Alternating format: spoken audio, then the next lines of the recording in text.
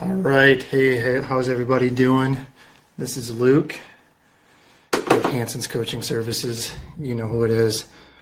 I'm just looking out the window. It was snowing on my way into the office today. So yesterday I was contemplating playing golf, and now it's snowing. So hopefully it straightens itself out. I'd like to get a few more days of nice weather in because I have not touched my leaves yet. So I have a giant oak tree in the front yard, and it's the last tree in the block. So unfortunately, all my leaves are blowing into my neighbor's yard. So they probably love me.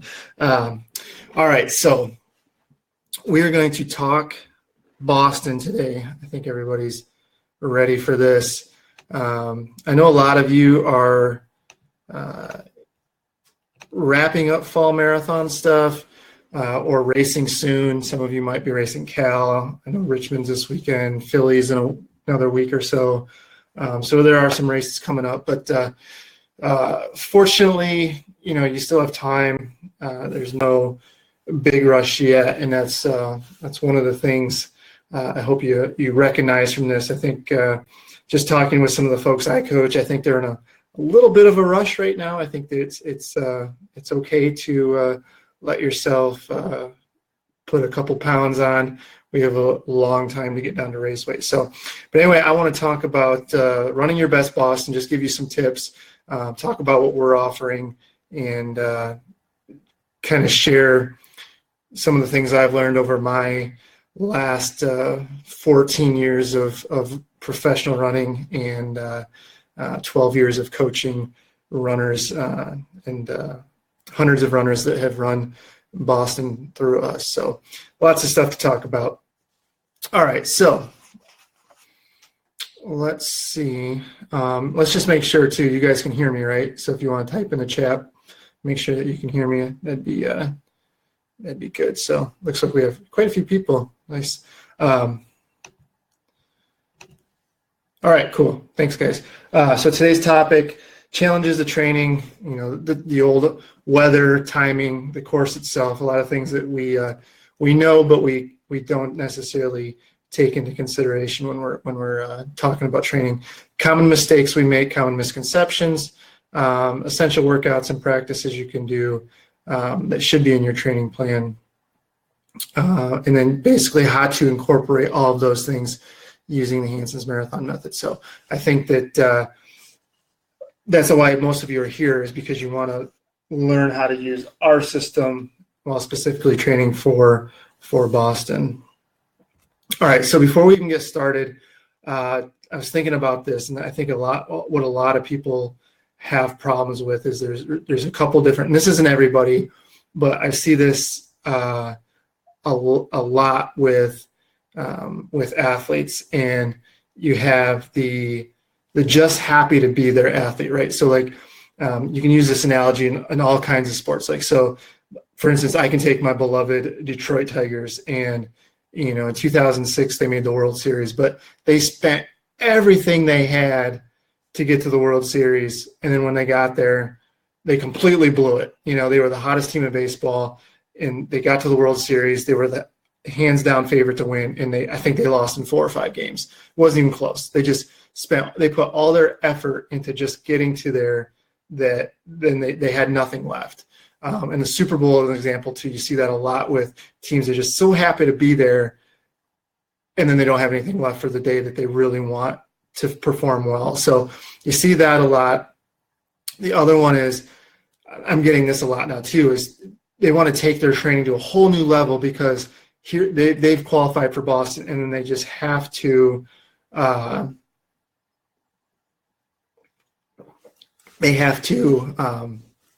completely redo everything that they're trying to accomplish, right? So just what I see with that is, so let's say I'm getting this with mileage, actually is a perfect example of this. So we offer the 50 mile, 75, 100 mile week programs, and people are saying, well, I was training at about 45, 50. I'm going to just jump up to like 70. Well, why? You were successful at 40 to 50. You can still be successful at 40 to 50. We don't necessarily need to jump up to 70. We can do what we're doing, maybe tweak it for the course itself, and move on from there. And so that's what I would say to you. That's my best advice, is really keep your ship steady as far as what you've done. Like if you've gotten to the point where, all right, so it seems like a couple of you are having problems. I'm actually doing this on Facebook Live as well, so maybe you can check there, guys. But seems like a lot of you it's working, but some of you it's not working. So check your internet browser as well. Sometimes it will not work with things like Internet Explorer. You might have to go to Firefox or Chrome, which I'm using. I'm using Chrome. So yeah, so I think, yeah, switch your hold on, guys. I'm gonna type this out for people. Different browser.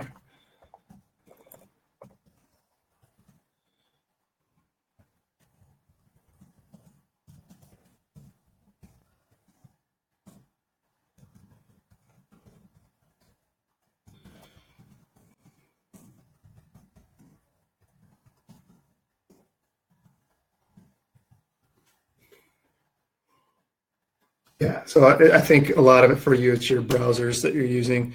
Yeah, everything that everybody's saying. So it's usually a browser issue, or cool. Thanks, guys. All right.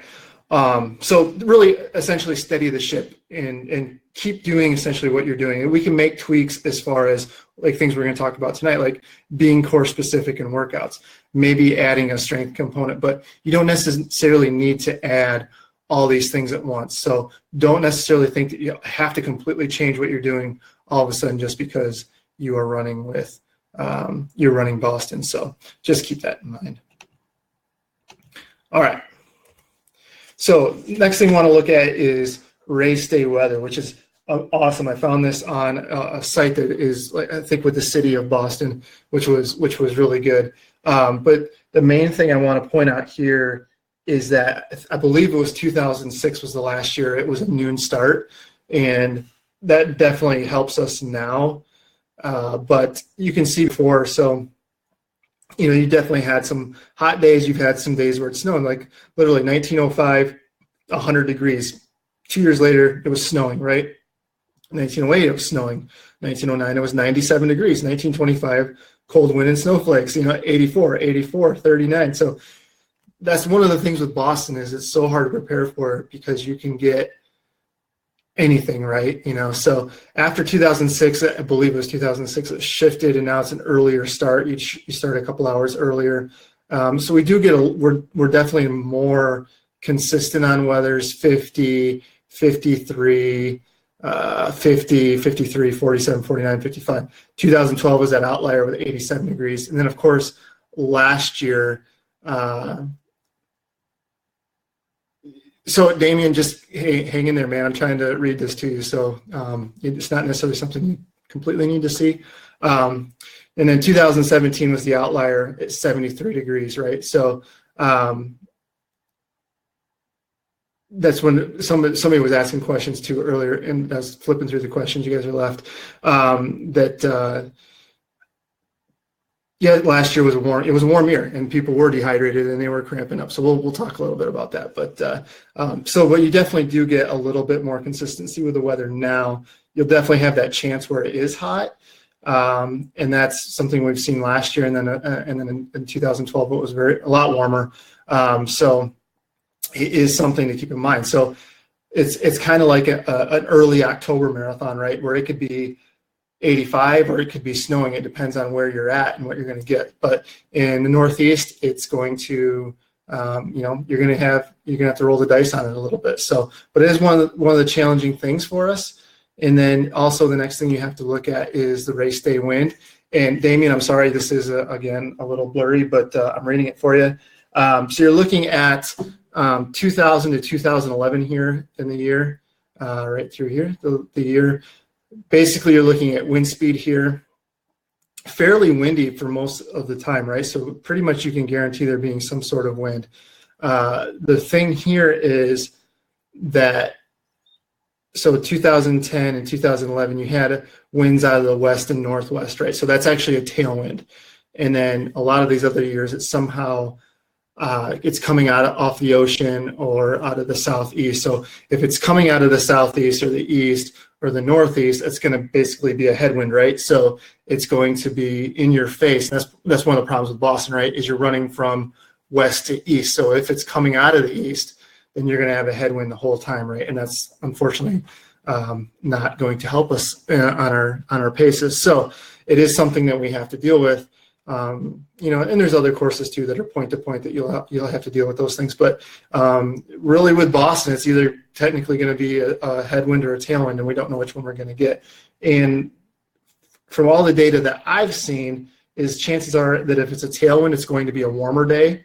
If it's a headwind, it's a little bit cooler. So you really, you know, which one's going to be better off? Personally, I would say you're better off with a cooler temperature and a little bit of a headwind, because you can always find people to draft off for the most part. Ideally, you're not stuck in no man's land. You can draft off those people, but it is something that we have to worry about, right? So another thing, but I actually think for people who are training in the winter, this might not necessarily be true for the folks in the South. When some people are in Australia where it is, you're right, it's going to be summer where you're training, and you're going to be coming into us where it's spring. So you're going to be, obviously you're going to have advantages too. If it's hot, you're going to be training through hot weather through the most of your training segment. But for us in the U.S., Northern Hemisphere, you know, we're going to be in the winter. Days are a lot shorter. You know, it is colder. It is, you know, here in Michigan, the Midwest, Great Lakes region, you're going to deal with those cold winds. It's definitely going to be something where I actually think it's a benefit, because you're going to be used to that. You're going to have 18 weeks of that essentially. So that might actually be a benefit for you over the long term. So something to be considered, but might not necessarily be anything that is a downfall for you. All right, so why do the temperatures matter? And some of what we just talked about with this is that, unlike the fall, most of us are training through the winter, right? If you're Australia, South America, you're going to be in the summer, so you're going to actually be at a benefit unless it's cold, but you actually are still better off, because you're going to be, it's easier to train in the heat and race in the cold than it is train in the cold and race in the heat. It doesn't transfer as well. So for most of us, it's going to be December, January, and February, which are the three most miserable months of the year. You can, if you live in a snow state, if you live in the Great Lakes region, the Northeast, you can definitely attest to that. It's brutal for snow, it's brutal for wind, it's brutal for cold temps. You know, like, so for us in Michigan particularly, December is usually not too bad. You get around Christmas and you'll start getting major snow, but for the most part, you can get through December okay. January is worse, and then I feel like February is the worst of the winter for us here in Michigan. It's usually when it's the coldest, and it's usually when we already have a ton of snow on the ground and we just keep getting more snow. So it makes it tough. What we have to consider for us in those conditions is that smaller increases above optimal temperatures are going to have more effect on us, right? So if we're training and it's, you know, the average temperature is 20 degrees all through February, and it's like, you know, 30, 40 degrees in March, but then you get to Boston and you get one of those 65, 70 degree days, it's really not that warm. And somebody from, say, like Georgia is going to be like, this is amazing, this is perfect. You know, we're going to be like, oh my gosh, if we were doing this in June, we'd be in the same boat. Like, it wouldn't really matter to us. But doing it 2 months earlier, even though small temperature increases above 55, 60 are going to affect us a lot more, simply just because we've been training at such a lower temperature most of the winter. So acclimation is just tougher as well. And that's what we're going to talk later about things like, you know, wearing extra clothes, you know, making nice with a treadmill so that you can move into a better acclimation point where you can put a series of days together where you're actually acclimating. That's one of the things, like even in March, you might get a 50, 60 degree day, but you might not get 5 or 6 of those days in a row. It might be, 41 days, 60 the next, 35 and snowing the next day. It's just all over the place, and it just makes it so much harder to acclimate. So for us who are really dealing with winter, that's where we really get in a struggle. And last year was actually a perfect example of that, where it was 73 at the start. We looked at the temperatures there. It was 73 degrees, and all my people who were in like South Carolina, Georgia, Florida, Texas, those folks ran really well, right? So they didn't have really as many issues with the temperature as, say, that people from Michigan did, from people from Wisconsin, maybe people from Maine. Those people who are really dealing with colder winters ran into a lot of problems, just because you really look at 73, you're like, man, it's not that warm, but at that time of year, it is warm. So again, the temperatures make a big difference. The timing of it, as far as not only what we're talking about with temperatures, the snow and ice, like, where we're at, we have a nice bike path. It's plowed, but it still gets icy, right? And if it's, like looking at it now, a month ago at 8:15 p.m., it would have been bright sunshine still out, right, where I'm at.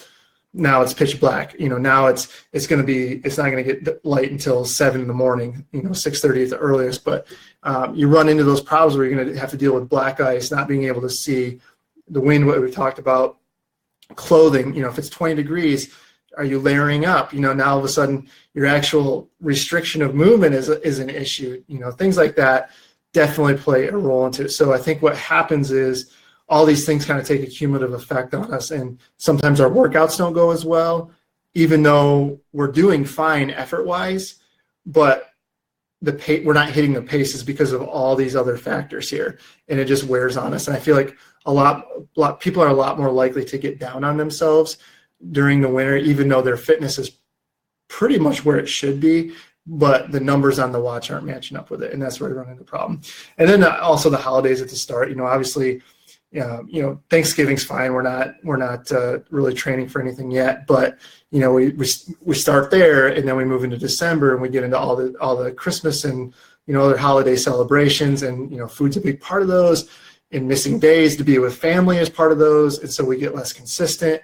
We put on a few pounds, and then it kind of parlays into itself. So maybe we try not to put on 10 pounds between November and December, and only put 5 pounds on, and we give ourselves a little bit of a chance. But most of the time that stuff works itself out. But if you're a little heavier and then you're wearing 3 or 4 pounds of more of clothing, then all of a sudden you're going out to do a tempo run and you're 10 pounds heavier than you were in October, you can see where things get a little tricky. So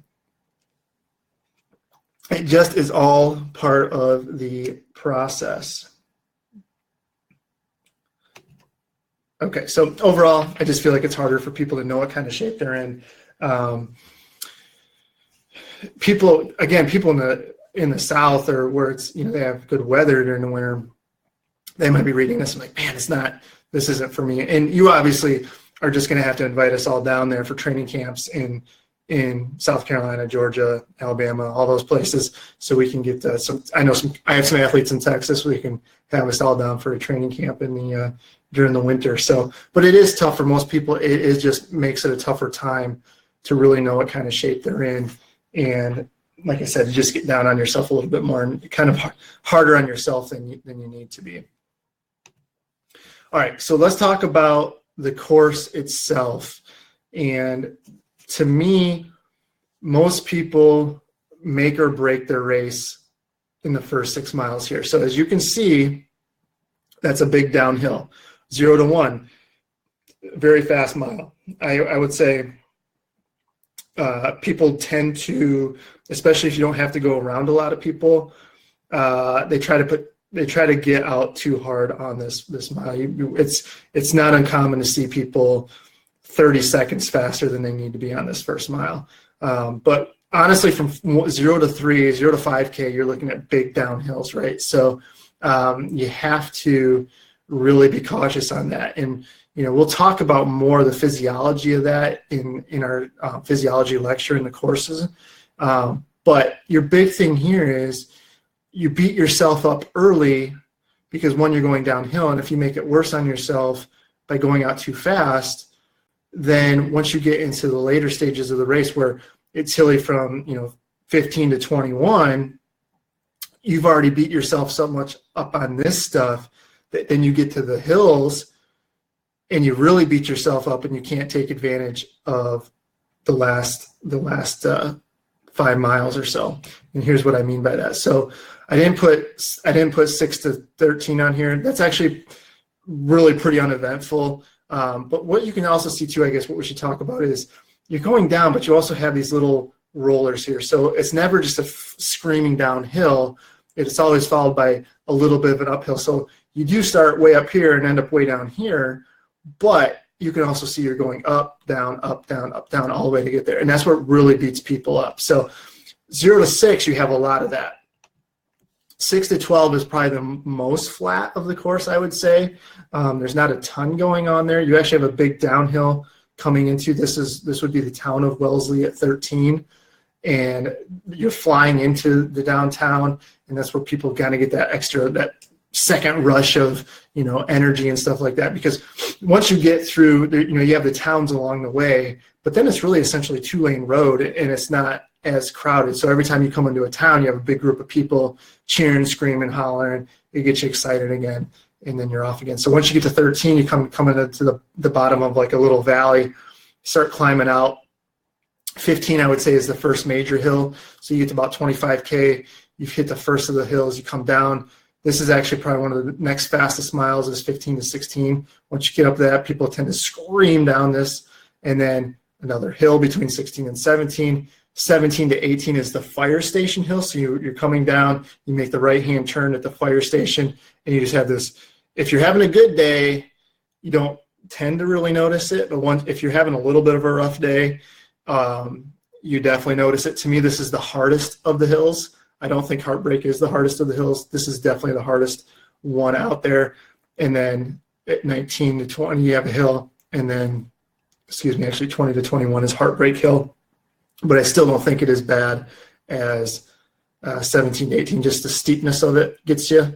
It just kind of jumps out because you're thinking Heartbreak's coming up, and then you kind of forget about this one, and all of a sudden it's there, and it's a steep bugger. You kind of sweep to the left a little bit, and you definitely you notice it. You get put in your place real quick if you're not expecting it. But then you get to 2021 Heartbreak Hill. Heartbreak is amazing for those who run it. The crowd's there. That they're cheering for you, and they're trying to give you that last big push once you get over at Heartbreak, because then as you see there, once you have that big net downhill. But that's what I was talking about. Like if you beat yourself up so much here and then really get after it here to try to stay on pace, and you're not willing to sacrifice a little bit of time and just kind of get through the hills, you can't take advantage of this. You can't take advantage of that at all. Like I remember in 2006, I ran Boston. I was 11th place at Boston, and I ran 2:15:22 or 2:23, something like that. I ran pretty steady through here. I lost some time through here, but I was in a position where I still ran 5:10 from 20 to 21 going up Heartbreak. And then from 21 to 22, I thought I was done. Like I thought I was done for. I thought I was going to run a 5:30 mile. And I actually came through in 4:55, and I wasn't even thinking it was going to be that fast. But I was conservative through the hills, and I left myself in a position to take advantage of this. And I fell apart a little bit. Yes, Jessica is the Hanson's Marathon Method page. Yes, that I mentioned. So if you get into here, you can really take advantage of this. And even if you're falling apart a little bit, gravity is a heck of a thing and can pull you. You won't lose that much time. But you don't want to be in a position where you're losing minutes from 22 to 26. That's not a position like just looking at that. You should be able to at least not slow down as much as you would normally marathon, but it all comes down to how you handled the first 20 miles. And so one, that's part of training. And two, that's how well we can get running muscles, mainly your quads and things like that, into being able to handle the downhills early and late. So how we do that, with downhill repeats and stuff like that. So with that said, make sure I didn't miss anything. But that's really where I see people make the most mistake, is hammering too early on the downhills, trying to think that they're going to put a bunch of time in the bank, getting through halfway and being incredibly fast than what they're looking at, and then not being able to take advantage of because what you have to ultimately look at is, I'm going to lose time through here with the hills, but I'm going to make it back here. And that's how I would tend to approach it. You can't get stuck on losing time in that 15 to 21 mile stretch. All right, so the pitfalls itself, we just talked about this. It's a net downhill course, but there's a lot of uphills too. So we have to, one, be able to take advantage of the downhills when we can, but we have to also be able to strong enough to handle the hills. And a lot of people are asking about like strength training and stuff like that. And it's just a general thing of being strong, right? So we can accomplish a lot of that by just doing hills and workouts. And then we can get into things like core strength, just improving leg strength and leg mobility from a general standpoint. But again, you don't have to go all of a sudden start squatting tons of weights. You just have to be, essentially what we're looking at is we're looking at enough muscle tone and muscle mass that's going to help us fight the fatigue. You have to look at what those muscles are doing, right? They're absorbing the shock. So the stronger they can be, we don't necessarily need a lot of it. We just need what we have to be very strong, and it can absorb that shock and help us out there. So I've talked a little bit about it, just the lack of confidence, because a lot of times the workouts aren't going to necessarily show where we're actually at, especially if we start incorporating more of the hills and taking the actual pace out of it a little bit. Then we might be, oh my gosh, these are slower than what I was doing in October, and all of a sudden I'm not as fit, even though you really are. So being force and effort-based training. So what does this mean? So a lot of people were asking already about how to approach as far as, I'm not going to run on a treadmill, which I think is, some people have trouble running on a treadmill as far as balance and things like that. But if you're just running, saying I'm not going to run on the inside because I'm tough or whatever, that's on you. I think that, I was in the same boat, but, I'd rather be bored on a treadmill than busting my butt on black ice, so, and I think there's definitely benefits that you can get to training because you can control certain variables. And so, but if you're not willing to do that, then yes, you're going to have lack of facility potentially. You're going to have lack of good footing when running outside. So you're going to be fighting yourself. You definitely, so if you take if you're wearing a racing flat and you're on a bike path that has a little bit of snow on it, you're working harder to run slower. You're putting more effort in running slower because now your stride is different. You're slipping a little bit. And even though it's just a fraction of what you're normally doing, if you're doing everything out there and you never get a break from it, then you're setting yourself up for a higher chance of overuse injury because you're just changing mechanics and you're not able to do certain things you were on dry pavement. And then you also have to consider that what you're doing, as far as, if your goal pace is 8 minutes and you're stressed out trying to run 8:10s and you're like, man, I'm not as fit. So you just push harder and you're still running like 8:05s, but in reality, your effort is like 7:50, 7:45 pace, then you have to, you're setting yourself up to potentially overtrain. And then if you throw all these other things that you want to take your training to a new level, then it's even worse. So you really have to be careful with that. Weather, we've talked about that. We're mentioning that a little bit as well. So I'm talking a lot about effort-based things. And most of you know my stance on heart rate training. Does this change it? No. Heart rate is a tool. A GPS is a tool. Power meters are a tool. All those things are tools.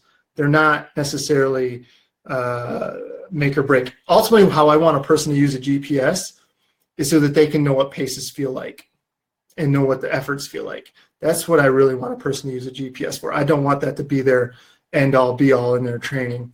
And then the thing with power meters is interesting. I just had a conversation with Final Surge, and they're talking about stride power meters and all these things, and everybody loves power meters, and it's like anything that's wearable right now. In the future, it's probably going to be amazing, right? But right now, there's a lot of unchecked variables, and like with power meters, is what I learned is, yes, you account for going uphill, downhill, and all that good stuff, but you don't account for wind speed. If you're running into a headwind, it doesn't account for that. And so here in Michigan, especially here in Southeast Michigan, it's windy every day. Like, so to me, a power meter is not going to be as useful as maybe it is for other people, maybe inside or something like that. But you have to use it as a tool. You have to consider it as a tool. So you should be used to maybe afterwards. What was your heart rate after a run at a certain effort, at a certain pace, and use that as your guide. How does that react over time? But it shouldn't necessarily be your guidance during the workout, because the workout has a certain goal, right? So a tempo run, our goal is marathon effort, right? So if you're trying to break 4 hours at Boston, then your heart rate's not, are you going to judge your pace on heart rate? You have to take it with a grain of salt. So, and if anything, I think you should just learn to use these things to analyze more afterwards. Maybe resting heart rate in the morning to judge if you're overtraining or not, but just more to see trends and how you're reacting to training, not necessarily dictate that day's training that you're already into. So hopefully that makes sense. But I think overall, you still need to learn how certain paces feel, especially if you're trying to run a certain time, right? All right, so lack of any significant hills within reasonable distance from our front door. Because what's our problem, right? I'm going to tell you to do a hill workout, but you're running at 5 a.m. before work, so you don't have time to drive somewhere. And if you're unwilling to get on a treadmill or have access to a treadmill, then that's something to do too. So we have to get really creative. We have to find a way to get it done, even if it's only making sure that on the weekends you're getting those hills in. Maybe you're switching days around to get those hills in. Maybe you're incorporating some of these workouts into your long runs to get those hills in. But we have to get creative. We cannot avoid the hills in this instance. We have to find a way to do it. So get creative. I say, I know here when I used to live in Royal Oak, Michigan, which is just north of Detroit, people would use every Tuesday would get into, there's 2 parking structures in the city. They would just meet there and run parking structures, which is great in theory. I think I would have been personally a little scared just because I know how people drive.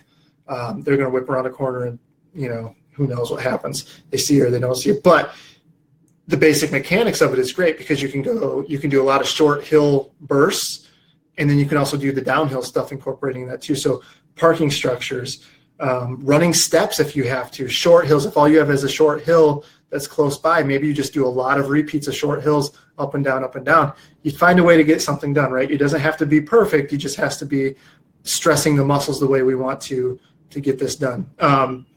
Be diligent in planning on this. So if you know one of those, if you get a schedule or you're making a schedule, whatever the case is, get diligent on those things and make sure that you're making plans. So maybe if you have access, like I know in the fall, one of my athletes was he had a bunch of vacation time saved up, so he basically made Tuesdays, he went to work, he took a half day, and so he would do his speed work in the morning, do his recovery stuff, and then go to work at noon. And obviously I realize not everybody's going to have that option, but if you have, make use of what you have and be diligent in making sure that you can get at least 1 or 2 days where you might maybe have to flip days around, which I don't care.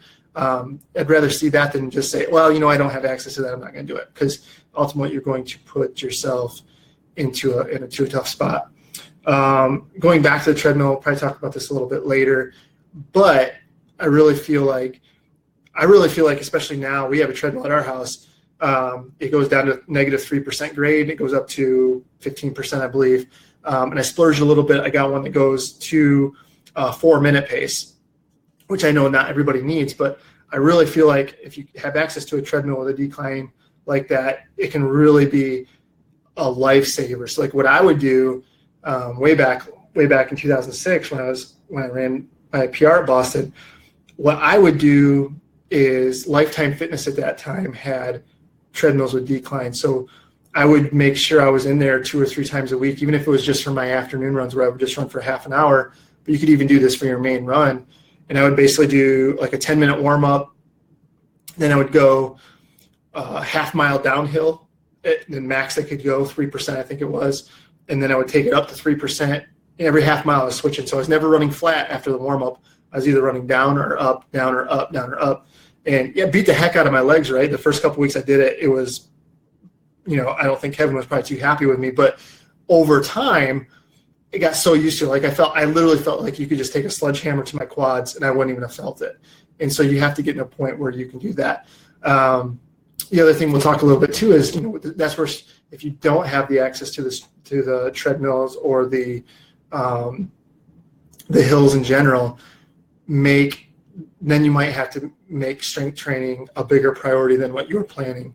That's something that can help you, because really what we're trying to do is we're just trying to get our muscles strong enough from an eccentric and concentric contraction standpoint where they can handle that downhill beating, they can handle that uphill beating, and then do it over and over and over again. So, but like I said, if we're running it out the front door and we don't have access to that, it makes it a little bit tough. All right, so integrating into the philosophy, you see the 4 things there: effort-based workouts, make nice with treadmills, hills of varying lengths, and shake up your long runs. Those are 4 options you really have.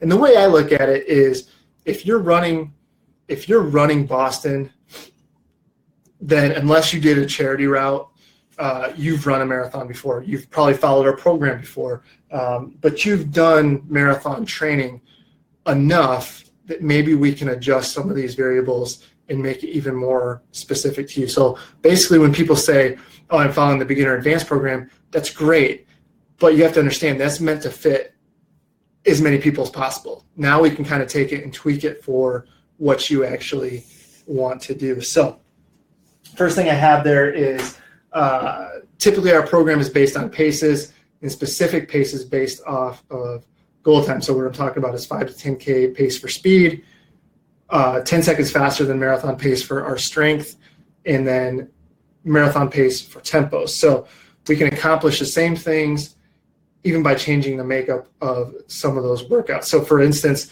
for a speed workout, if I say 12 by 400 at 10K pace, maybe you do 12 by 2 minutes hard effort, right, with 1 minute rest. And then, or what we'll do is 12 by a minute 30 hills. And I might say on that 12 by a minute and a half, I might say minute and a half up hard, recover, minute and a half hard down, or whatever the pace is down, because it's going to be slower going up than it is down. But you go up hard, down hard, up hard, you do that for the total of 12 times. But there's so many things we can do. We're not only getting the speed aspect of it in, but we're getting the hill and the strengthening aspect of it. And then we're getting the downhill where you're beating up your legs a little bit, doing those eccentric contractions. And we can accomplish a lot with that one workout, just making it a hill workout. But if you have access to a bike path or something, you're just doing basically a straight up fartlek, those types of things, you can do that as well. For the strength, maybe you just do, if you're trying to run 7:10 pace for your marathon, maybe we just do, instead of doing 6 by 1 mile, we do 6 by 7 minutes of effort, and you just make it an effort based. You go for 7 minutes, you take the distance out of it, and you just turn it totally time and effort, and then do like a 3-minute jog or something. So there's so many things that you can do. So like every 10 minutes, you're going every 10 minutes on that and making that an effort-based workout. And then obviously for a tempo pace, maybe you just, 5 miles, instead of doing a 5-mile tempo at pace, you do 40 minutes at marathon effort. So we can get pretty close. And this is, again, where I think that you still use your GPS, you still track your paces, but it's more to gauge how your effort compares to the pace and not necessarily the pace dictating your effort, if that makes sense. Your effort is the main factor there, and then you analyze it and see what your pace is afterwards, and you use that to kind of gauge yourself over time.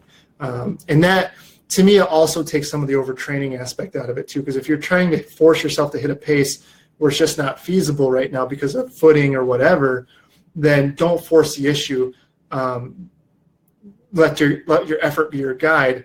The only thing is, what I would say is, then you're going to really have to trust yourself, and you're really going to have to trust that I know what I'm doing, right? So if I'm telling you to do these things, you have to trust that, okay, I'm not hitting the pace as I was, say, in the fall, but I'm also being smart enough to look at the whole picture of things. Like, I wasn't running in 6 inches of snow. I wasn't, training it in the dark, or, all these different things. You have to take a look at everything going on around you and factor that into, okay, am I really as fit or am I not as fit, and make that judgment call. And if you've done this a while, you're going to know if you're close to where you need to be. All right, let me see. I had some notes here.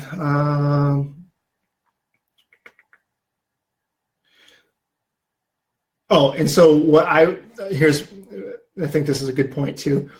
So judging your recovery between the reps is a crucial part of all this. So I tend to think that the longer efforts, we're going to underestimate our effort, right? So, so what I will do, or should be underestimate our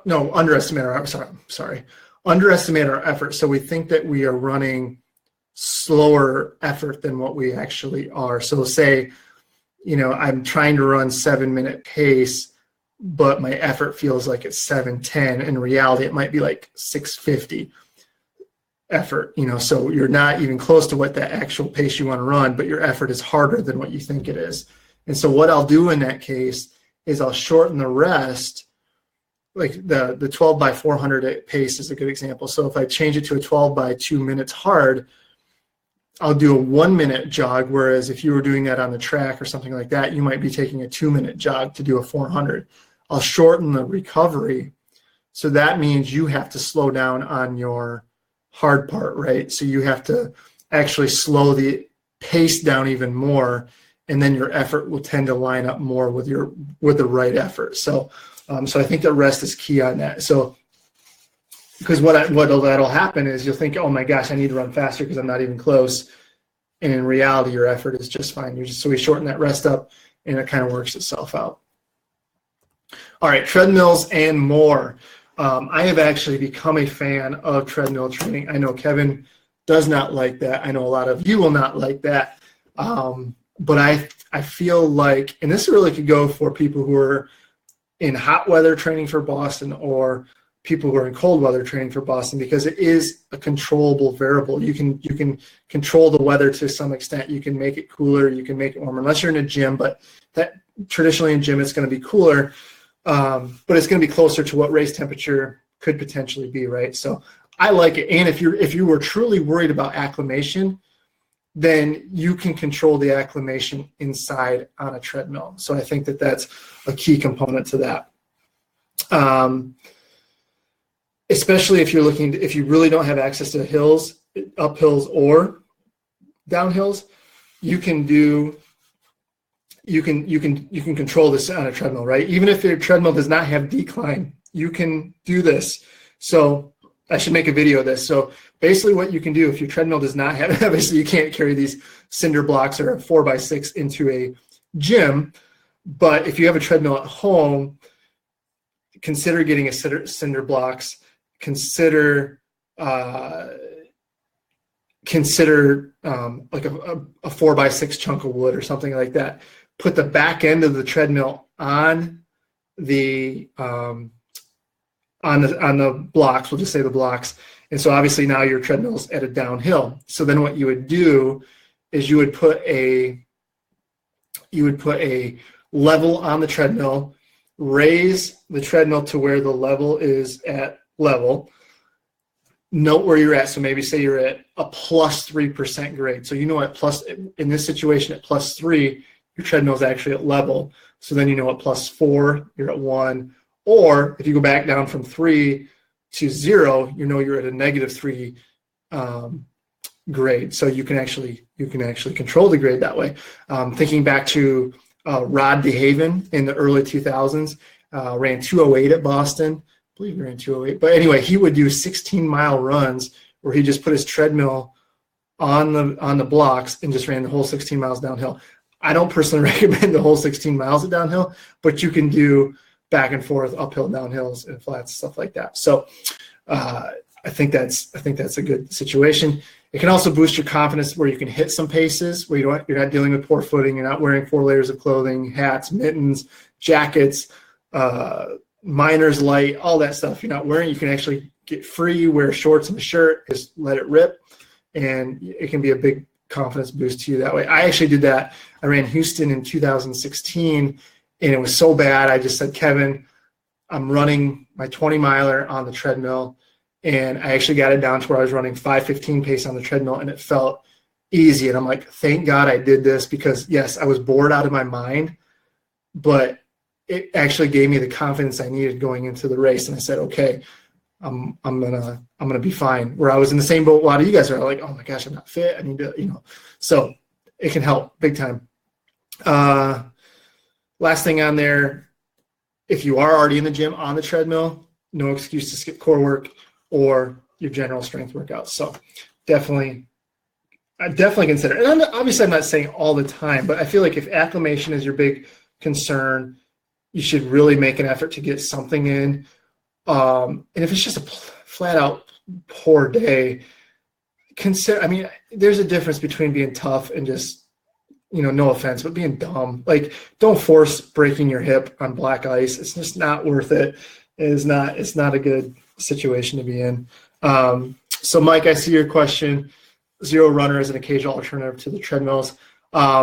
Yeah, Lifetime has those zero runners at Rochester. I know you're a Rochester fella, but yeah, I actually have a guy I coach, Robert, who is in a Boston suburb, and excuse me, he was using zero runners probably twice a week as an alternative to his easy runs, and he just ran 250 in New York. So yeah, you can definitely get it done. And I know some people do that just to take some of the pounding off of just running anyway. Like same thing with like an Alter G if somebody has access to that. So same type of thing. But yeah, when you look at, I still definitely consider that cross training, but it's the closest thing to running. Like if you're going to cross train, you want it to be as close to running as possible, and that's going to be about as close as you can get. All right, so searching for a stretch of net downhill. So this is Adams Road over here. So this is Adams High School. It's actually where Madonna went to high school, if you are into that thing. So if you start here at Adams and Tinkin Road, so if you remember way back, Brooks had a jacket named the Tinkin Jacket. This is the road it is named after. So then we would start there, cut east towards the city of Rochester. This is Livernois. But you can see here, this is the net downhill. So basically, it's a little interesting because we do this basically at rush hour. But we would run down. Kevin or Keith would pick us up, drive us back, and we would do our workouts doing this, just downhill, downhill, downhill. Now, obviously, most of you are not going to have people to drive you back up to the start. I am fully aware of that, but that makes a perfect situation because think about how the race is.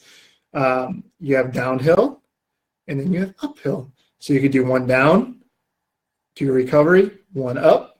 So here we had a 2-mile stretch. So you can make that, so if all you have is like a 2-mile stretch, maybe you just do a lot of 3x2s during your training. You just make it, you have to make it work, right? So, but I like this stretch. And there's actually a lot of stretches like that around here where we're from.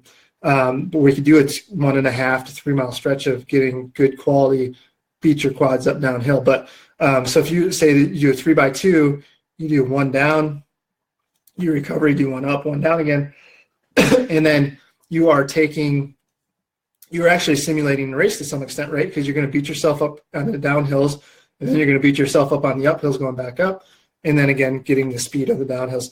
And what I think that's nice is you can actually kind of visualize your race strategy a little bit more. And also you're going to get more of what you need. You're going to get the eccentric contractions. You're going to get the concentric contractions on that. But the main thing with that is you got to realize your pace is probably going to be all over the place on that. So you're probably going to be fast on the downhill. You're probably going to be slow on the uphill. And then you're going to be fast again on the downhill. And so what you have to do is, you have to use everything as a tool.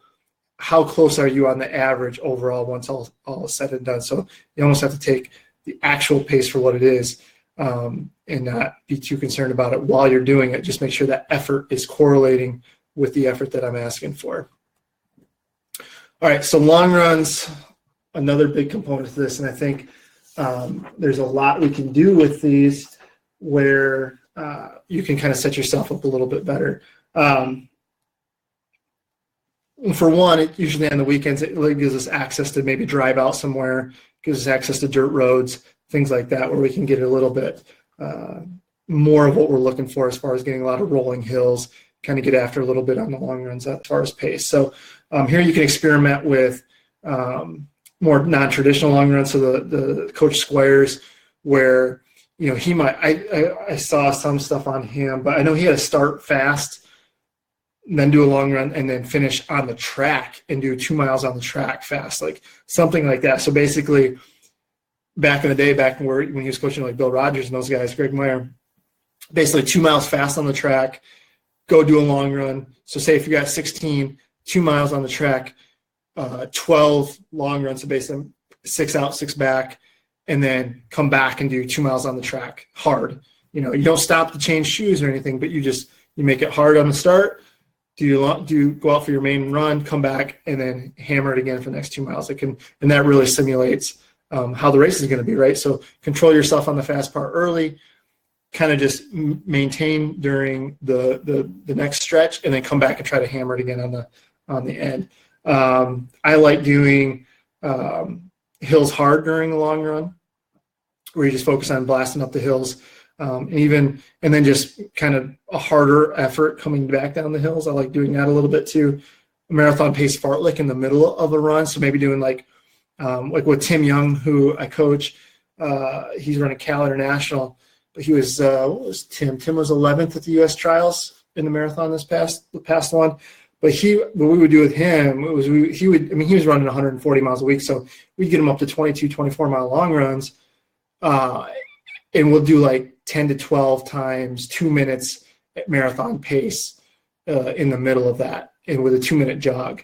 And it was a great way to break up the long run, kind of break up the monotony of the long run, but it also would allow him to bring the average pace of the long run down to a little bit faster, but it was, you know, basically with a fartlek in the middle of it. So nice one. I also like a steady state where you're doing 16 miles again. So you might do 3 miles easy, and then you might do 10 miles where you're at MP plus 15 to 30 seconds. So it's not easy. We're not talking about just going out and slogging for 3 hours, but we're saying go out and you're not running as fast as marathon pace, but you're still getting after it. You're getting a high aerobic effort, and then you kind of cool down the last 3. So there's so much you can do. You can do a fast finish long run, where you basically, where I like to do it, where you build the pace up. So again, using the 16-mile run as an example, maybe you go 4 miles easy.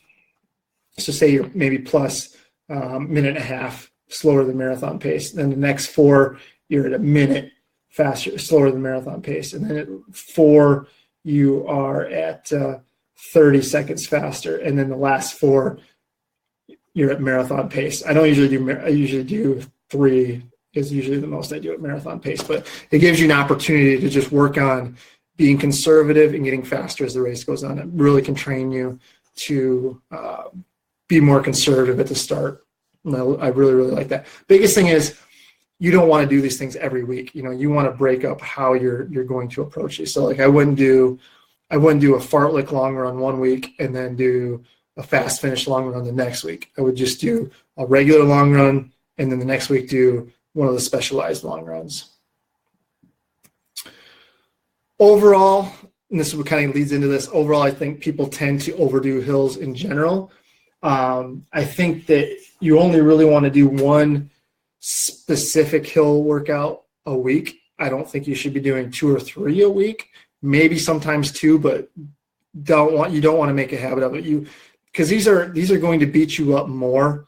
So you've got to make sure you're recovering from them. And I think that's what most people run into problems with, is they just think, oh my gosh, the hills, I gotta do it every week. Like I try to do, like for hill repeats, I try to do every other week. And I try to make it so that 1 week I have hill repeats, and then the other, so if you're doing workout, long run as your 3 main runs, you know, with easy runs in there too, So I do like speed or hills. If I'm doing hills that week, then that strength or tempo run, I say, hey, just keep it under control, fairly flat, and then maybe you go after it on the long run a little bit, and then you come back and your next workout's pretty conservative. So it's not hills, it's hills, conservative, maybe a little more aggressive, but not as aggressive as what the first workout of the week was. And then you come back to the next week, it's a little more conservative, get after it on the hills again, and then conservative again. So you're giving yourself time away from the hills. You're not doing it every 3 days. You're trying to do it maybe once every 5 to 10 days. So that's where I would be at. Sharmila, sorry if I mispronounced that. If you keep hill workouts once a week, do you recommend doing? No, that's kind of what I was saying. Like if I do a hill workout, then I would say like the tempo run that week. Obviously if you do your tempo run on a loop that has hills on it, I'm not going to say avoid it, but I'm not going to tell you just to specifically seek out hills on that either. I would ideally like to say do the hill workout. Your next workout is a little bit flatter, just to let yourself recover from the hills that you did, especially early on, where it's going to have a much bigger effect on how you feel specifically from a muscular damage standpoint. That's where I would say you want to really be careful on that. But as you get stronger, maybe you can adjust that a little bit. But that's definitely an individual thing. But I say spread it out a little bit more as far as, if you do a hill workout, your next workout shouldn't necessarily be aggressive on the hills. All right, so here's a sample week, sample couple weeks. So just so you know, this would actually be Tuesday, Wednesday, Thursday, Friday, Saturday, Sunday, Monday, because Marathon Monday, these are based on number of days I wrote the schedule out for, not days of the week. So if you plug this into your calendar, it'll line up. But in this situation, I was just looking at it from the template that I had written the schedule. So basically what you see is a strength workout, rest day. Then you have a marathon pace workout, easy. Here I have strides or hill bounds. Those are optional. I put everything in. If you don't get everything in, I'm not too worried about it. I'm just saying if you're going to do it, that's the best time to do it. Then long run. And in here, I would say, I would give you specific instructions. Like I would say, like in this case, I would say I say get aggressive on hills on here. So here I would say don't be aggressive on hills. Keep this fairly flat. And then easy. And then on here I might say get on hills, but don't attack the hills. Because then we're going to come back and do a specific hill workout. And then here I'm going to say probably be on the rolling hills a little bit, but don't be too aggressive on it. And then on here I might say, so here I have, I might give you like a fast finish long run or something like that. So this is going to be a regular long run. This is going to be maybe something a little more specialized, but you can see everything's going to be spaced out a little bit more as far as giving you specific hill stuff to look at. And Dave, you're asking what the ideal length of a hill workout. It honestly depends. If you're looking at it from a speed standpoint to replace a speed workout, then you can look at anything from 1 to like 5 minutes is probably what you're looking for. So I'm not really saying in terms of a distance. I'm saying in terms of time you have to run that hill. So, but that's kind of like speed work in general, where you try to keep everything in a 2 to 7 minute range. So you can kind of keep that in mind too. So 2 to 7 minutes is ideal if you're replacing it for speed. If you're looking at it from a tempo run standpoint or a strength run standpoint, something like that, you have stretches in Boston where you're running, like the first mile is a lot downhill. I'd say 3/4 of that mile is downhill, but nothing over a mile is uphill or downhill at one point. You're either going up or down, but you're not going straight uphill for more than, half, 3/4 of a mile. I think the Firehouse Hill, I think that's maybe like a half mile in length. So maybe something like that. So really 2 to 7 minutes is probably going to be your barrier for any situation you're looking at, if you're looking at specifically for Boston. So it doesn't have to be too long. I mean, you definitely don't need to find a 2 mile straight uphill loop, and I think that's probably fairly impossible anyway. So, so hopefully that helps you. All right, so that's pretty much how I would approach things.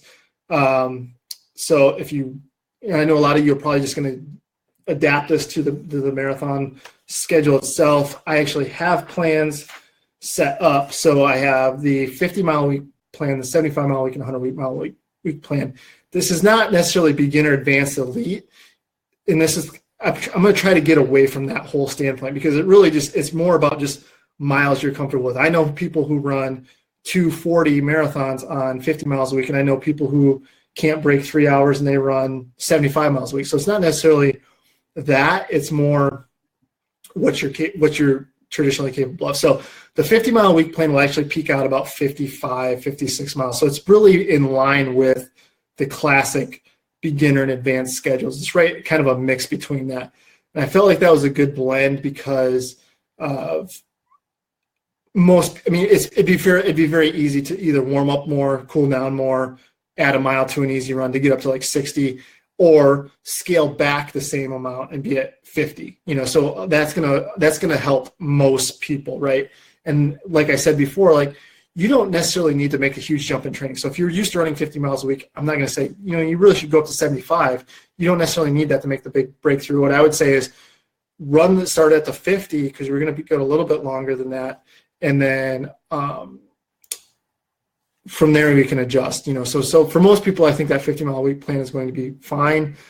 The 75-mile week and the 100-mile week plan are definitely for people who are already high mileage, especially because you're considering we're going to be doing a lot more specialized workouts. And I'm going to beat your legs up even more than what we do in the regular training plan. So you have your choice of those plans.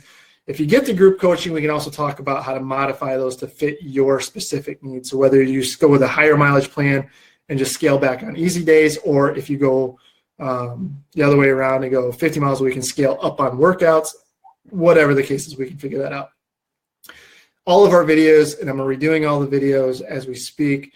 Some swag, I'm still figuring that out, how I want to do that, but people who've done the program in the past, I think, have been happy with what we've done with the swag before. You get access to the online run club and the message boards. We'll do chats like these every week or two, probably every couple of weeks. It usually works out pretty well. And then obviously the group coaching, where if you need me to look at your schedule, I can look at your schedule. So you have that option. I can tell you how to modify. We can adjust things for you as time goes on. So like, I know people were asking about, was this for a master's plan? I mean, to say for a master's, it depends on the master, right? So like, some people need a 9-day cycle for a master's. So other people, are able to handle a regular schedule. So, that's where the group comes in, where we can say, this is where I would adjust. This is how I would move things around. And your second option is basically the schedule in the videos, which I know some people like. And that gives you, and then of course you still have access to the Hanson's Marathon Method community, where I'm sure there'll be a ton of people running Boston that'll just be using the group as well. So you have that access. If you want to sign up for that, go to finalsurge.com. I will put that link in the chat here. So there, if you're looking to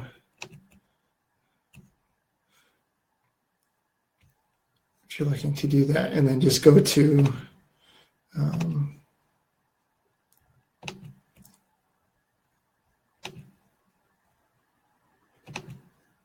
all right, training plans. Should get this thought out a little better.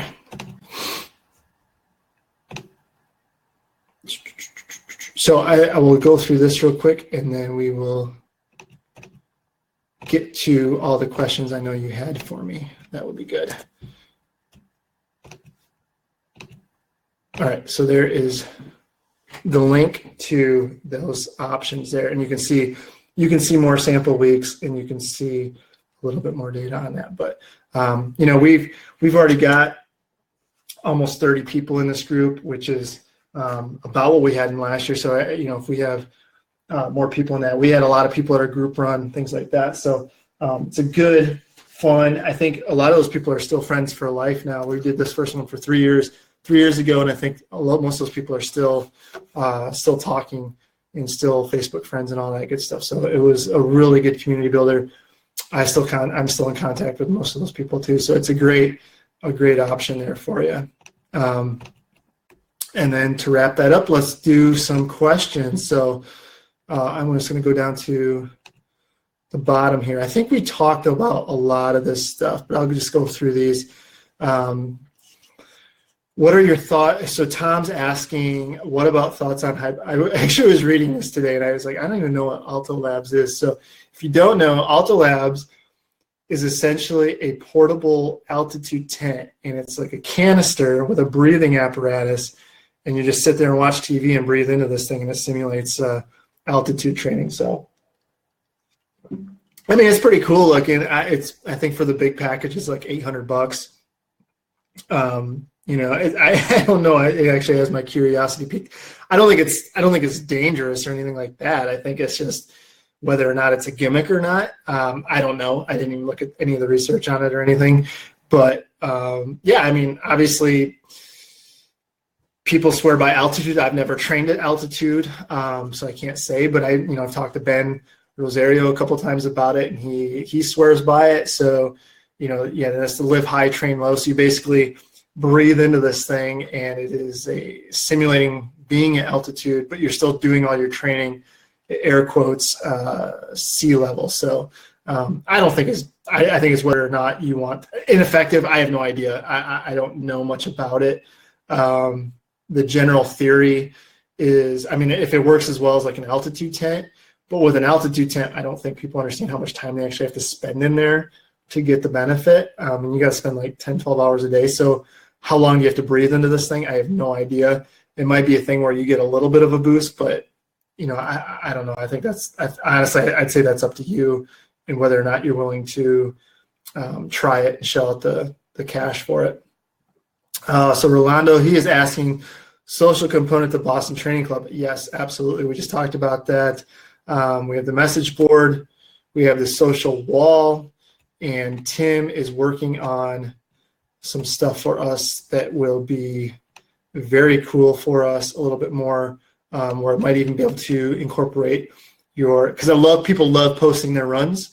And so that's a big thing that we're working on to make sure post that right into Final Surge. So yes, we will definitely have a social component to that. And he also asked, is there a typical runner for each of the 3 training plans? I guess it would be a mix of current. Exactly, that's what it would be, a mix of current recent training volume and expected finish time. Finish time's a little bit into it, but like I said, I mean, people are all over the place with what they can handle and what they've run off mileage. So I really leave that up to them. If they think that they don't know, feel free to contact me and I can guide you based on what you've done in the past and what you are looking to accomplish. So we can definitely have that conversation. Todd, the big thing I saw in 2017 was a lot of people experiencing severe cramping once we hit uphill around 18. Yeah, I mean, I go back to that. We were talking about it was 73 degrees at the start. So if you started in later waves, it was even warmer than that. I think you got up into the low 80s for some of those people. So if you weren't done by 12:30, meaning you start in the very first of the groups, you really got hit hard with temperature. And then it actually got colder after that. You had that front move through and it got colder. So the big thing I'll say with that, Todd, is that most people in this have really started paying more attention to this as a coach and what my athletes are doing from a fueling standpoint. And people really are neglecting their fueling. They're starting too late. They're doing too little, too late. And so I think a lot of that is the case too with this is you had a warmer day. And the thing is too is it wasn't super hot, but it was just warm enough to zap you, from an electrolyte standpoint, from a dehydration standpoint. And I think it caught a lot of people off guard. So I think you just have to be very in tune with your fueling strategy, your hydration strategy. I was looking at stats today where 35 to 40% of people don't even train using the carbohydrate or the fuel or the hydration that they're going to use during the race. They don't even practice with it. They just show up and do it. So if that's the case, then there's a lot of people out there who are not getting enough in. And that's really what it is. So it's not necessarily the training itself. It's more about practicing your strategy and being diligent through the whole training cycle, which is another aspect to look at. If you're training in the winter, if it's 30 degrees out, oh my gosh, now that gel's like a, like an ice cube. Or you really have to force yourself into practicing your gels and your hydrations and things like that. So you really have to be on it.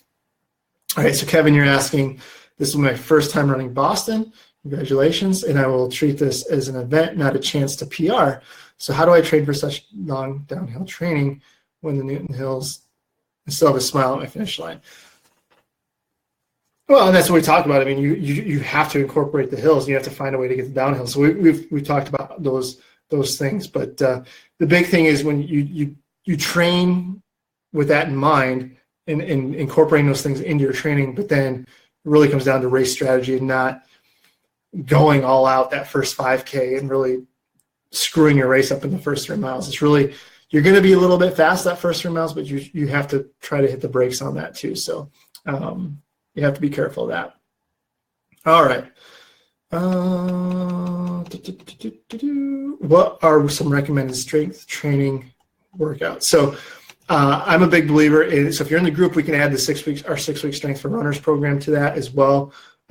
If you're beyond that, and I also have the general strength routine that I do, which is essentially just, squats.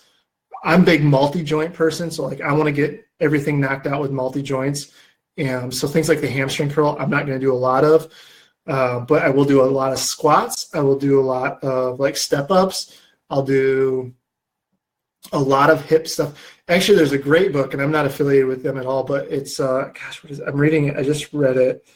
It's by Rob Beer, just how it sounds, B-E-R, slamming a cold one. Rob slamming a cold one beer. He's, I don't know, he's British or Australian, something. Anyway, he's got a great book. It's called You Can Run Pain Free. He's got a great routine in there that's like 10 minutes at the most. And it's essentially calf raises, hip exercises, and one-legged squats out of a chair.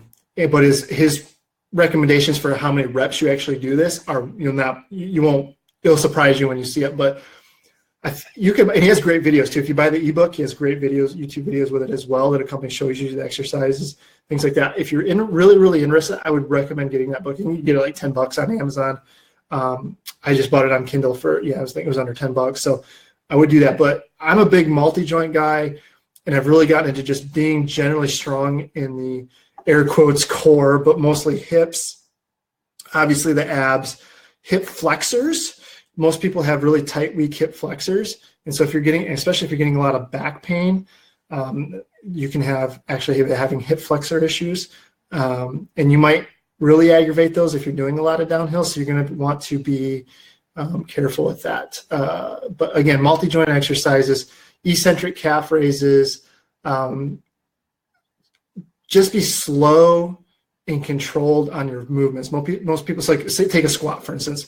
When they're coming down into the squat, they go pretty fast, and then they go, it should be like 1, 2, 1, 2. It shouldn't be 1, 2, 1, 2. It should be slow and controlled, and that's going to really help you because you're going to have to really control those movements a lot more. That's going to help with the stabilizers, help when you're going through the eccentric phases of those movements. But nothing out of the norm. It's just how you're approaching what you're doing with the strength training is what I would say. I plan to follow your, so this is, so that was Jessica that asked that great question. Tim is asking, I plan to follow your program again with long runs on the weekends with a Monday, not Sunday race. What should I, so I've actually planned for that in the schedule, but you basically, it doesn't particularly matter. You can just throw in a easy day in there. Maybe add an extra easy day, easy run 8 days out. Yeah, something like that. So like a week out, you may just throw another easy day in there to extend that out. But I've actually a company for that in the plans there. All right, so Eric is asking, I have never trained for a serious marathon that occurs as early in the year as Boston in April. I live in Wisconsin, so yeah, I go back. If you have a really good reason for not wanting to run indoors on a treadmill, that's fine. I get it, but if it's just an ego thing and, this is trying to be a knock on you, I'm just trying to get to the bottom of it, then, I don't know. You gotta, is it worth, to me, having a few good workouts and just being on the treadmill is, to me, is a bigger benefit than sliding around and busting my butt trying to do an 8-mile tempo. So is it the funnest thing in the world? No, but I don't know. But your real question is, should I add a few weeks to my training plan for the inevitable days it's too cold or too snowy to make my planned runs? The schedule itself is 18 weeks, and honestly, I have you guys scaled way back in December because most of you are going to be already too fit coming into the plan, and I'm trying to purposely back you off. So 18 weeks is a long time. I don't think you need to make it any longer, especially people who are running Boston, because you're already well-trained. A lot of you are coming off from a fall marathon. You don't necessarily need to go through an entire 18-week schedule again. I think that's actually what it gets a lot of people into trouble, is it becomes to be too long. 18 weeks can be a little bit long if you're already fit. Because I know a lot of you ran fall marathon, didn't really recover, got right back into training. So now you're going to have 6 weeks of training. You're not going to back off at all when you start to plan in December. So you're already going to make the schedule pretty long. I don't think you purposely need to make it longer than what it already is, even if you miss a day or two. Because think about it anyway, you're in the fall, you miss a day, you're going to miss a day or two regardless of what time of year it is. There's always going to be something that comes up.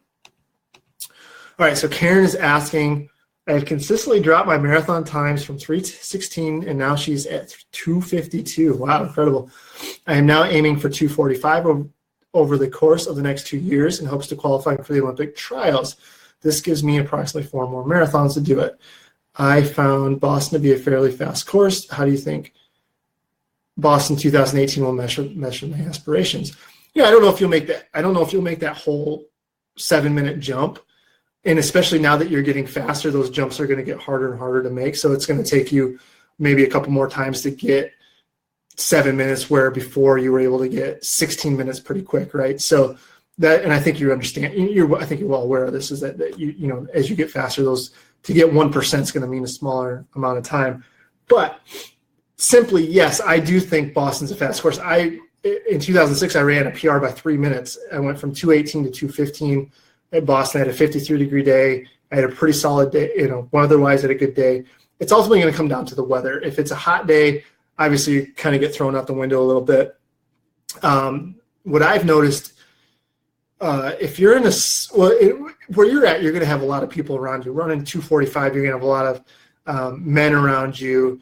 If you're in that kind of sub-elite start, you'll have quite a few women to run with too, and that's a big key. You don't want to be stuck in no man's land on that. But yes, you can. Yes, if it's a decent day, you can take more time off of that PR for sure. Absolutely. So.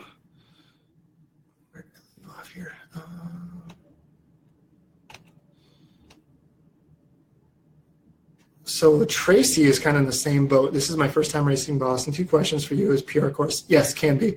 Net downhill makes me think yes. But what happens is people neglect on those hills that are rolling in between. And that's where people tend to get kind of blindsided a little bit.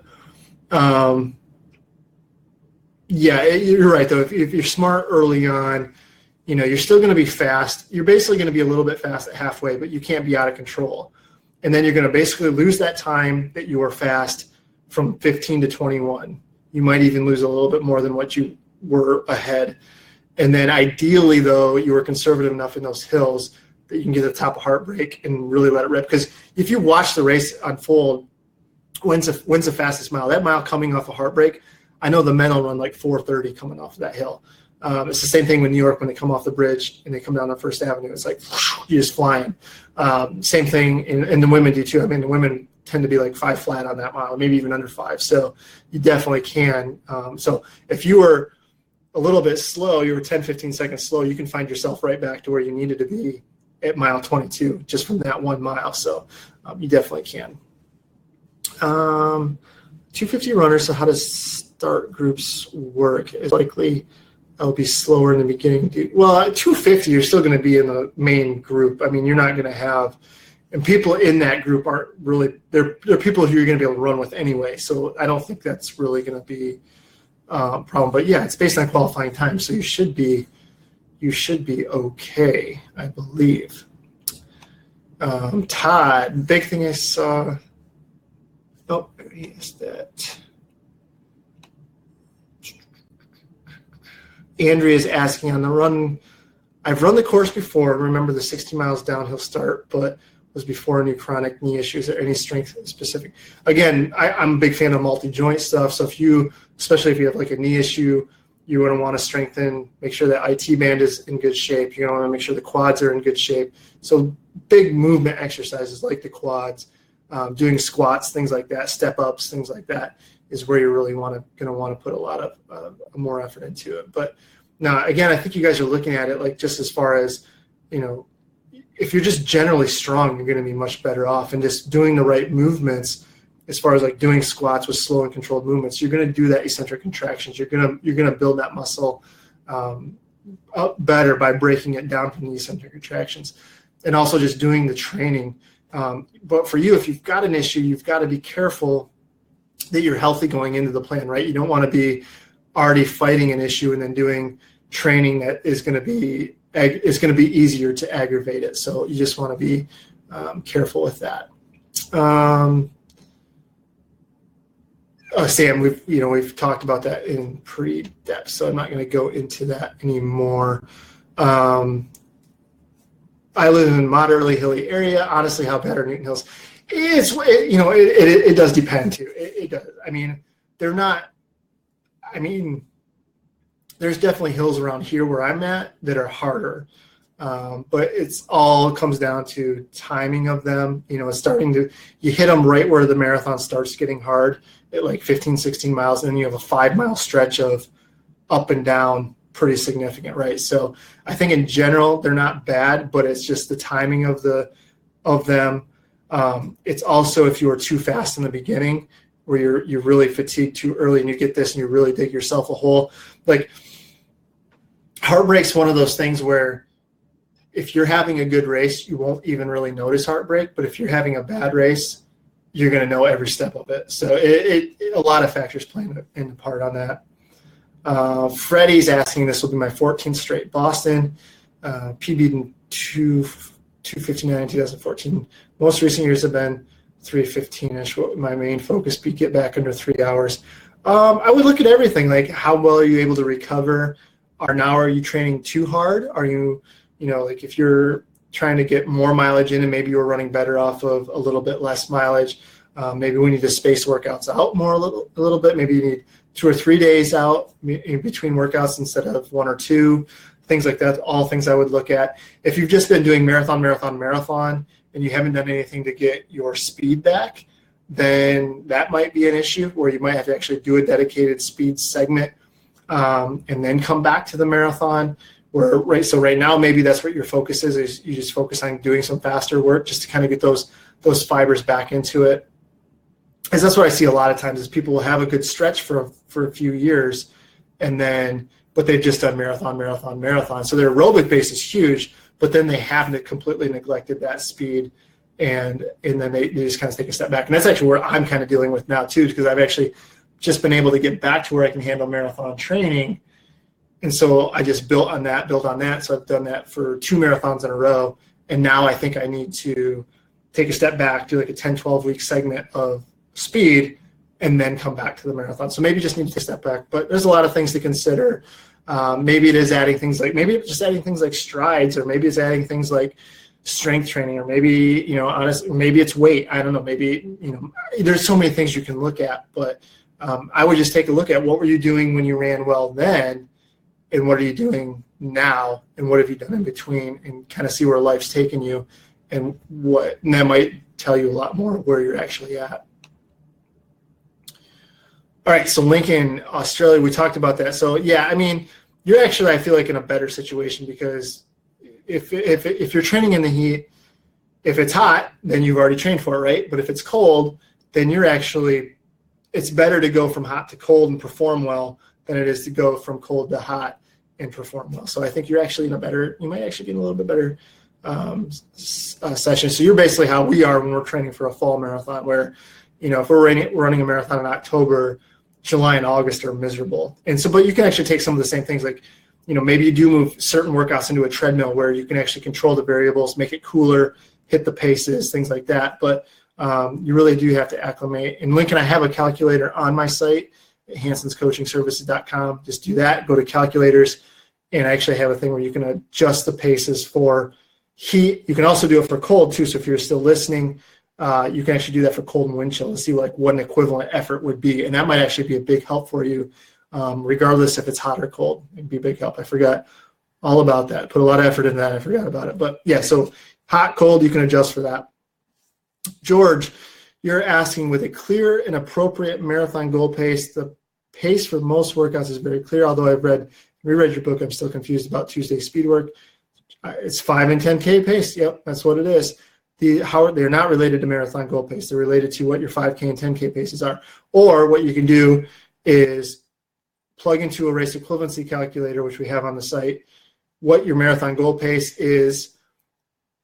You can do what that equivalent pace is. I actually just wrote a blog post on this too. So go to my site, hansonscoachingservices.com. I think it's the last one I just wrote out. So read that one, and it'll help you out a lot. Nicole, will your Boston plans be designed for masters? You were asking this. They're not, because you're still taking something where some masters are going to be able to handle that, some masters are not. But that's where I would say, if you are in that mode, get into the group where you'll have access to a coach, and we can space things out more for you. We can take a little bit more individual coach. That's why it's the beauty of having a coach. And yes, you're paying a little bit more, but you have somebody that can actually look at it and what you're doing and take an individual look at it. Sharmila, I just completed New York Marathon training. Yes, so you were overcooked a little bit.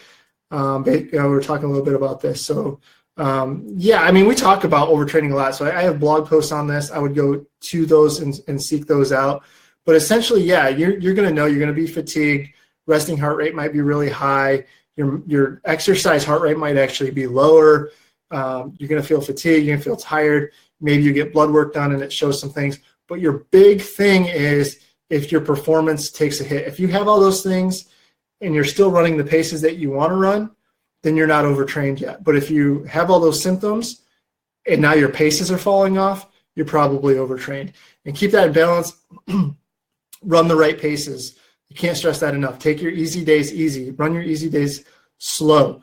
Keep your workouts no faster than what they're prescribed for. There's a reason why there's a prescription. Fast is not better. Faster is not better. Appropriate pace is better. Those are the two biggest mistakes people make. General recovery. How is your nutrition? Are you timing nutrition after hard workouts, right? Are you getting enough quality sleep? All those things play a role into it. And those are the little things that you have to take into effect.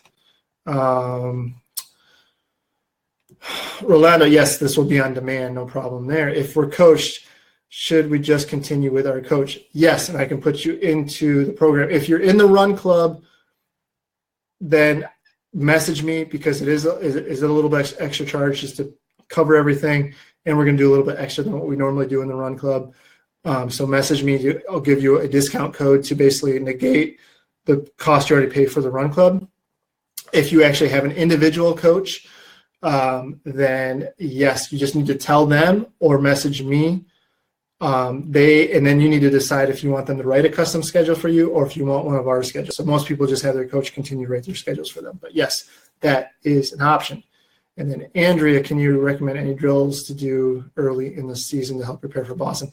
The drills I talk about in the book. I mean, again, you guys are trying to overthink this. You don't need to go above and beyond what you're already doing. So things that are in the book already, I have a dynamic warm-up. We have the drills that we talk about in there. So those are all things that you can consider. So awesome. So we went a long time, 9:30. Woo!